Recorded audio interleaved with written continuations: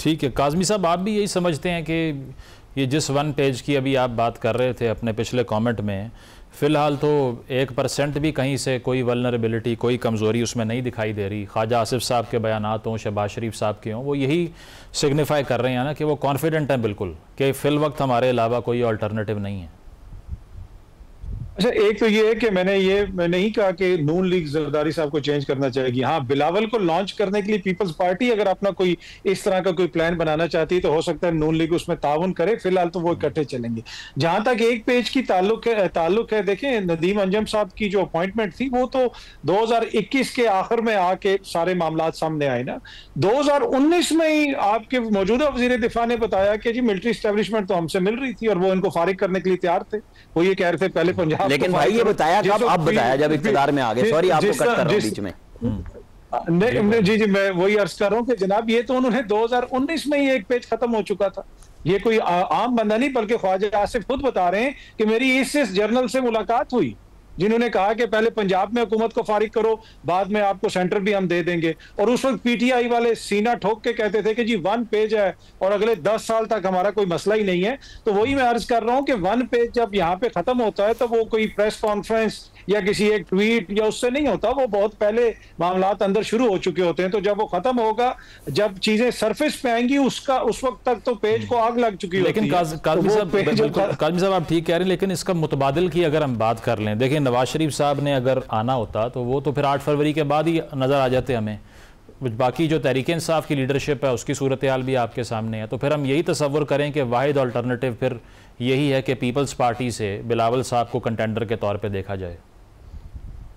नहीं, मेरे ख्याल में जो इंग्रेस है इस्टेब्लिशमेंट की निज़ाम हुकूमत के ऊपर, उसमें हम मजीद वो देखेंगे कि वो आपका जो ये स्पेस है जो सियासतदान अपनी दिन ब दिन छोड़ते जा रहे हैं, वो अब किस हद तक छोड़ते जाएंगे, कहां तक जाएंगे। अभी आप देख लेना 2022 में जितनी स्पेस थी, क्या 2025 में उतनी है या उससे कम हो गई है, वो हमारे सामने है। तो मुझे नहीं लगता कि बिलावल साहब को शहबाज शरीफ साहब के मुकाबले पे लाया जाएगा। ठीक है आमिर ज़िया साहब, ये जो टर्म यूज़ की है काज़मी साहब ने, वो लॉन्च करने की है कि बिलावल साहब को अगर लॉन्च करना हुआ तो ये तो लूज़ गेम नहीं हो जाएगा कि अगर 2-2.5 साल के इक़्तिदार के लिए बिलावल साहब आ जाएं तो इससे बेहतर ये नहीं है कि वो अगले 5 साल के लिए अपना जो ग्राउंड है उसको हमवार करें कि इन कंपैरिजन टू अभी शहबाज शरीफ साहब का छोड़ के जाना और उनका आ जाना। मुज़म्मिल साहब, दिलचस्प बात यह है कि बिलावल साहब को लातादाद बार जो है लॉन्च और रीलॉन्च किया गया है। और मुझे नहीं पता कि अब किस तरह से फिर रीलॉन्च किया जाएगा, वो कितनी बार रीलॉन्च होंगे। तो बस होता है एक ही बार आदमी दूल्हा बनता है, आगे सियासत के अंदर अब आपको सियासत नहीं, as a prime minister launch नहीं हुए गालिबन, मतलब ये था काज़मी साहब का। अच्छा, सॉरी, मैंने जो कहा था, मैंने अर्ज की थी कि as a opposition leader, as a opposition के सियासतदान के, ताकि वो इस हुकूमत को छोड़ दें और ऑपोजिशन करें। जी आमिर ज़िया साहब, असर का बड़ा मेरे ख्याल में इम्पोर्टेंट, जब क्योंकि क्या साराई हो रही तो असर का अच्छा नुक्ता नजर है, ये मजेदार एक पॉइंट है। लेकिन मैं फिर वही अर्ज करूंगा कि इस वक्त जो है ये सेटअप को अपसेट नहीं करेंगे, एप्पल कार्ड को अपसेट नहीं करेंगे। और आप कहते हैं basmati leader of the opposition नहीं लेकर आ सकते। आप ये नहीं कर सकते कि जी आप उनके साथ भी हैं, उस निजाम को आपने संभाला हुआ भी है। पाकिस्तान के वहां इतने मेरे ख्याल में सादा मासूम नहीं, पीपल्स पार्टी को भी सूट नहीं करेगा। उनको ये अरेंजमेंट अभी चलता हुआ मुल्क के लिए मुनासिब है।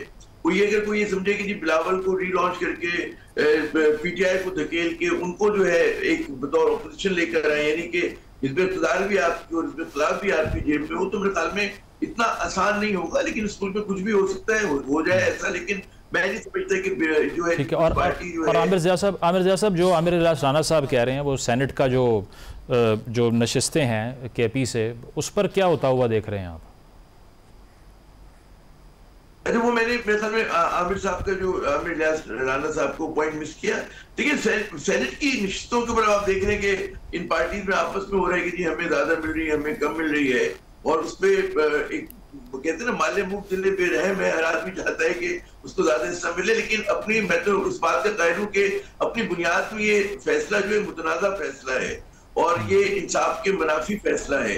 राना साहब, ये अनफॉर्चुनेट चीज़ ये है कि आज सिर्फ रूमर्स पे ही गुफ्तगू करनी पड़ रही है आपसे, लेकिन एक और रूमर जो हमने देखा वीकेंड पे, वो यही था कि नवाज शरीफ साहब ने ये प्लान कर लिया है कि वो अडयाला जेल जाकर खान साहब से मुलाकात करेंगे, बातचीत करेंगे उनसे। वो 2012 के धरने के बाद भी एक मरतबा उन्होंने कहा था मैं नंगे पाँव जाने के लिए तैयार हूँ चल के बनी गाला। अब आकर आपको लगता है कि कोई सब्सटेंस है इस बात में कि क्या ज़रूरत पेश आ जाएगी ये करने की? इरफान सदीकी साहब ने डिनाई कर दिया, उन्होंने कहा दरवाजे तो खान साहब खड़का रहे हैं हर जगह जाके। देखें, PMLN के बहुत सारे लीडरों ने इस पर तबसरे कर लिए। खबर हमारे दोस्तों ने दी, उसको छोड़ के हम इसके हकायक पे तज्जिया करते हैं।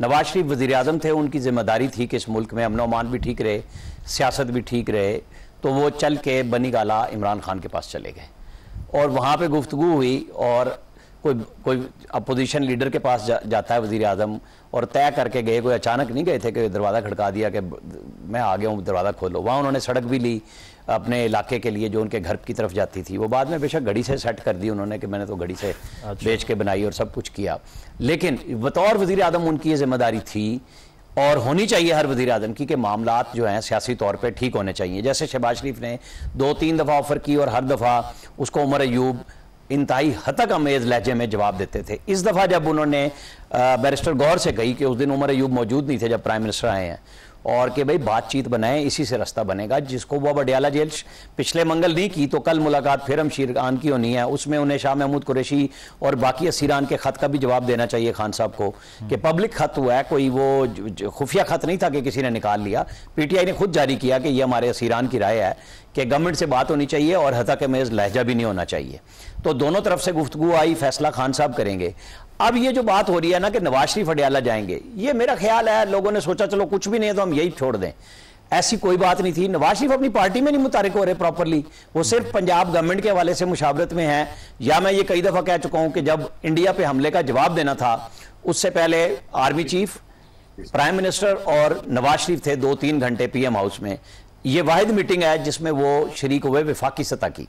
अच्छा। बाकी वो सिर्फ सूबे पे बेटी को बताते हैं, चाहे घर पे बताएं या 1-2 मीटिंग्स उन्होंने रायविंड में MPs की भी की, लोगों को बुलाया भी, इजलास में शो भी किया कि ये काम होने चाहिए।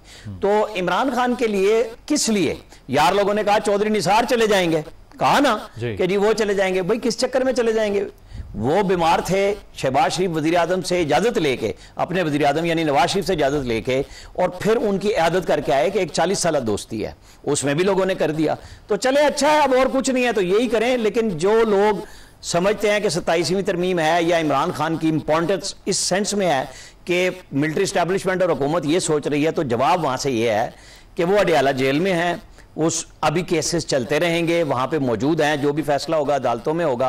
हमारी फिक्र इक्तिसादी मामलात और डिफेंस मामलात पे है, इसके अलावा हमारी सोच विचार नहीं है। प्रोग्राम में एक ब्रेक शामिल करेंगे, ब्रेक के बाद वापस आते हैं। Stay with us.